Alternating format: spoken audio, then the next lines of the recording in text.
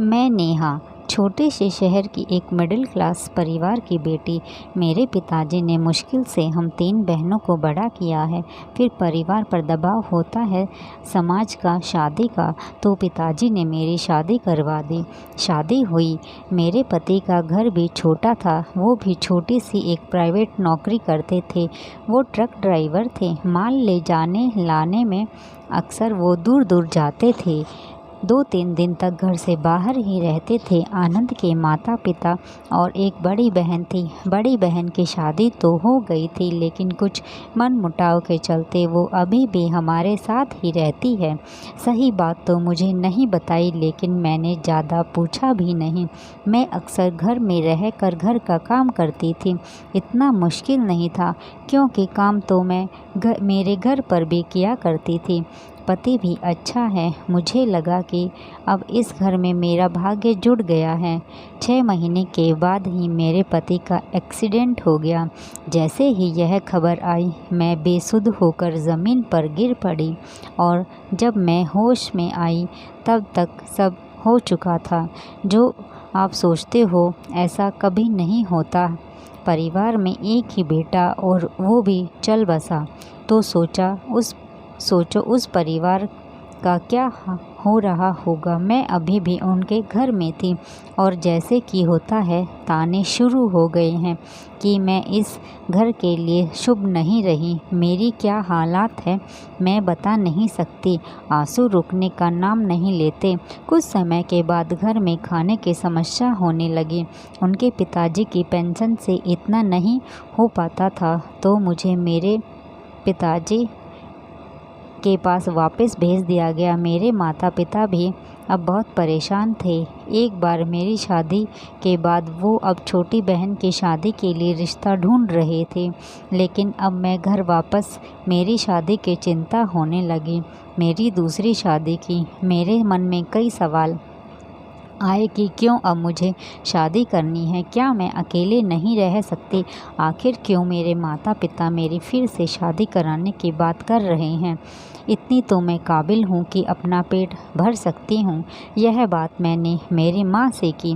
वो बोली, बेटा, हम और तेरे पापा कितने दिन के हैं, हमें तुझ पर पूरा भरोसा है, पर बेटा दुनिया का क्या करें। माँ की बात मैं पूरी नहीं समझी, लेकिन इतना तो पता है कि माँ बाप हमेशा अपने बच्चों का भला ही सोचते हैं। समाज में बात तो फैल ही गई थी, इसीलिए कोई रिश्ता नहीं मिल रहा था। लेकिन फिर भी मम्मी ने बताया जीवन जी के बारे में। उनके 7 साल की एक बच्ची है। उनकी पत्नी का भी स्वर्गवास हो गया है। उनकी एक दुकान है। मैं उनकी माता और एक बच्ची है। मम्मी मुझे बोली कि बेटा, तू अगर माने तो हम तेरी शादी फिर से इनसे करवा दें। मुझे पता चल गया था कि मम्मी पापा नहीं मानेंगे, इसलिए मैंने हामी भर दी। फिर एक बार मैंने शादी कर ली। ज़िंदगी की यह बात मैंने देखी। जब आप बहुत कुछ सोच कर रखते हैं तब वैसा नहीं होता है, और जब कुछ नहीं सोचते हैं तब अच्छा होता है। मैंने भी सोच लिया कि मेरी ज़िंदगी में खुशी आएगी नहीं।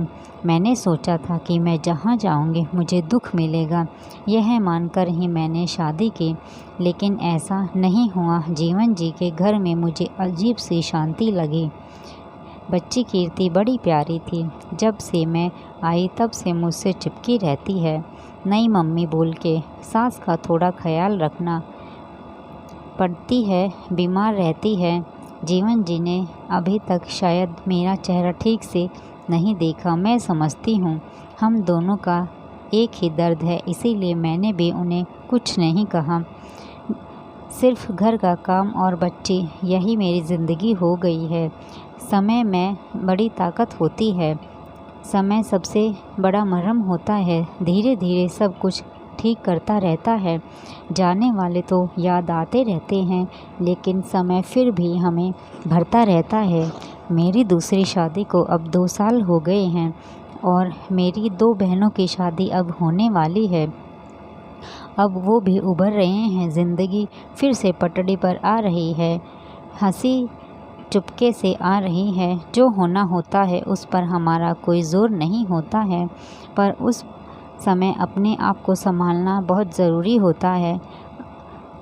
आप बस आगे बढ़िए, ज़िंदगी और भी मौके देती है खुश रहने के। अभी इस समय बुरा हो तो सब कुछ ख़त्म हो ऐसा ना सोचिए, पन्ना पलटिए और आगे बढ़िए और देखते रहिए कुछ अच्छा ही होगा।